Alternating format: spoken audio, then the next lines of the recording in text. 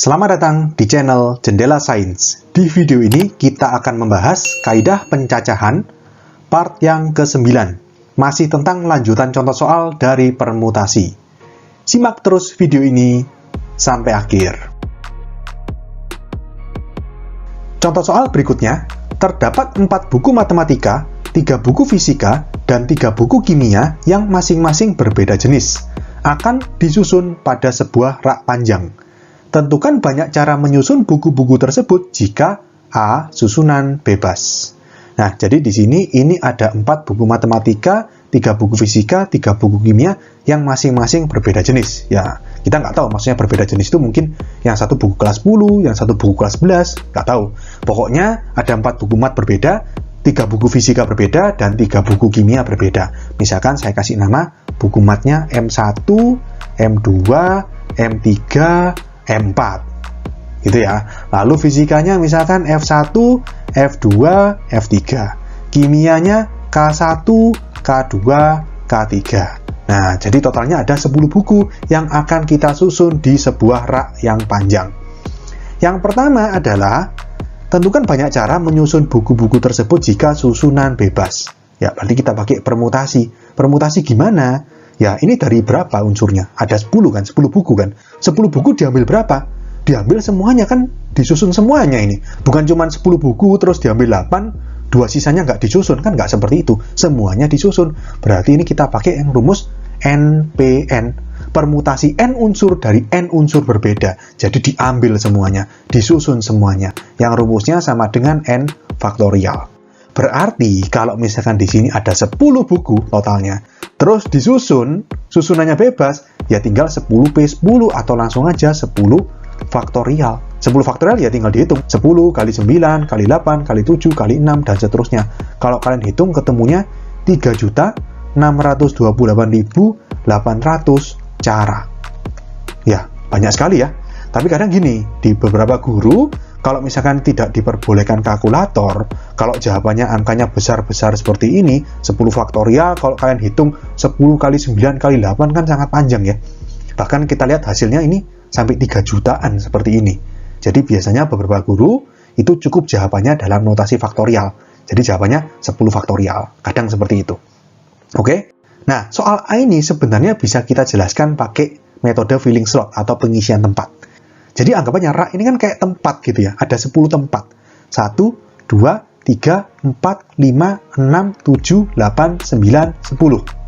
Oke, kita mulai susun sekarang. Kita mulai susun dari rak yang paling kiri. Kita ambil 1 buku. Ya, 1 buku dari berapa ini? Dari 10 buku. Berarti kemungkinannya berapa? Berapa banyak cara ini? Ya, 10. Ya kan? Terus berikutnya gimana? Berapa ini? Ya, logikanya gini. Misalkan tadi, ini kan 10 cara ya, berarti kan kita pilih ini, dari ini yang mana? Misalkan yang saya susun di rak paling kiri itu fisika pertama, berarti kan sudah nggak ada ini, sudah tersusun di sini. Berarti di posisi yang kedua, itu tinggal 9 buku, 1, 2, 3, 4, 5, 6, 7, 8, 9. Kan yang satu sudah disusun di rak. Jadi ini kali 9. Berikutnya, kan sudah disusun lagi 1, berarti berkurang lagi kan buku yang belum disusun, logikanya. Kali 8. Jadi ini seperti angka yang nggak boleh berulang itu. Teruskan kali 7, kali 6, kali 5, kali 4, kali 3, kali 2, dan yang terakhir kali 1. Ini kan sama aja seperti 10 faktorial. Oke, paham ya? Cuma di sini saya kerjakan pakai faktorial biar lebih mudah. Ya, pakai filling slot nggak apa-apa kalian, cuman kan panjang seperti ini.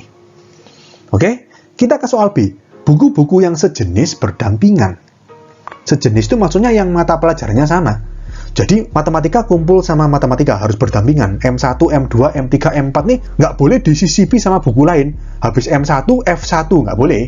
Harus M1, M2, M3, M4. Atau sebenarnya nggak harus 1, 2, 3, 4 ya. Bisa M4, M3, M2, M1. Pokoknya keempat buku matematika berdampingan. Demikian juga dengan ketiga buku fisika dan ketiga buku kimia.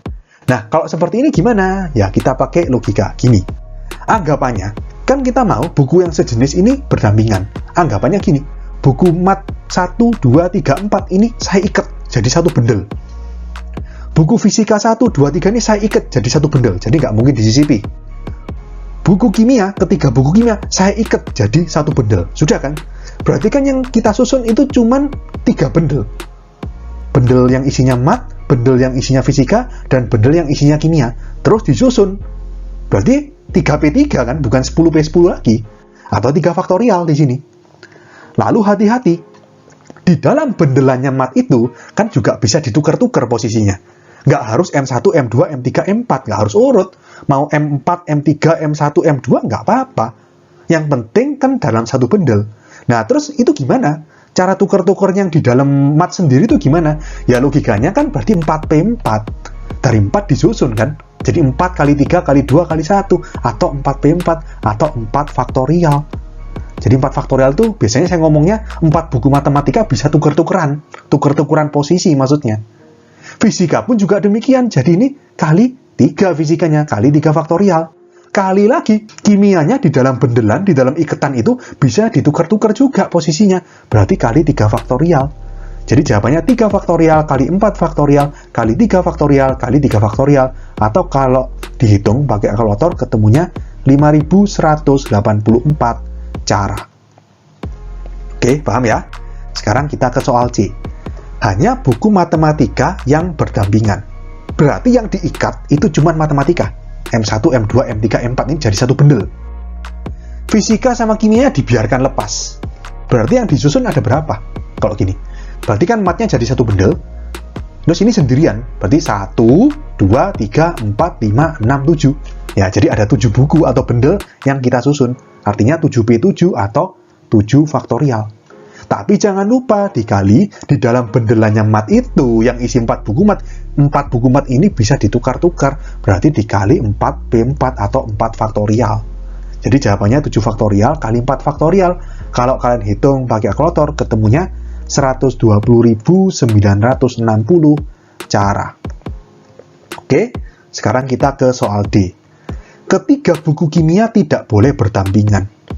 Nah, kalau nggak boleh berdampingan tuh gimana caranya? Gini tipsnya. Gampangannya adalah kita pakai prinsip seperti komplement gitu ya. Jadi ketiga buku kimia tidak boleh berdampingan, anggapannya kita tulis itu sama dengan susunan bebas. Dikurangi buku kimia berdampingan. Kok bisa? Gini, saya kasih ilustrasi ya. Susunan bebas ini kan tadi kan jawaban soal A ya, 3.628.800 cara. Terlalu besar. Saya pakai ilustrasi gini aja. Misalkan susunan bebasnya 100 cara, biar nggak susah ya.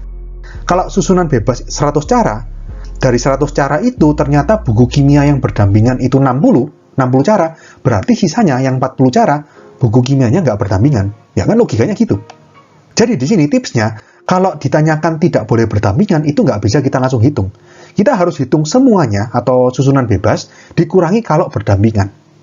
Ya, dikurangi lawannya. Ya, jadi susunan bebas ya 10 faktorial itu.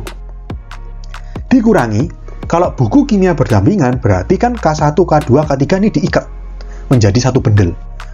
Sedangkan mat dan fisikanya lepasan gitu ya, lepas. Berarti berapa yang bisa disusun? Berapa objek atau berapa unsur? 1, 2, 3, 4, 5, 6, 7 sama satu bendelan kimia. Berarti 8. Berarti 8 faktorial. Jangan lupa dikali di dalam bendelan itu, ikatan yang isi 3 buku kimia itu, bukunya bisa ditukar-tukar posisinya. Berarti kali 3 faktorial. Oke, 10 faktorial itu tadi ya 3.628.800 dikurangi 8 faktorial kali 3 faktorial. Kalau kalian hitung di kalkulator 241.920. Berarti ini sama dengan kalau kalian hitung 3.386.880 cara. Ya, kalau pakai notasi faktorial biasanya berhentinya jawabannya sampai sini aja. 10 faktorial min 8 faktorial kali 3 faktorial. Cukup sampai sini, nggak usah dijabarkan. Karena kalau dijabarkan besar sekali angkanya. Oke, paham ya? Oke, sekian untuk video kali ini. Untuk melihat playlist lengkap dari bab ini, bisa kalian klik thumbnail yang ada di sebelah kanan atas ini. Jika ada pertanyaan, saran, maupun kritik, bisa kalian tulis di kolom komentar. Semoga bermanfaat dan sampai jumpa di video selanjutnya.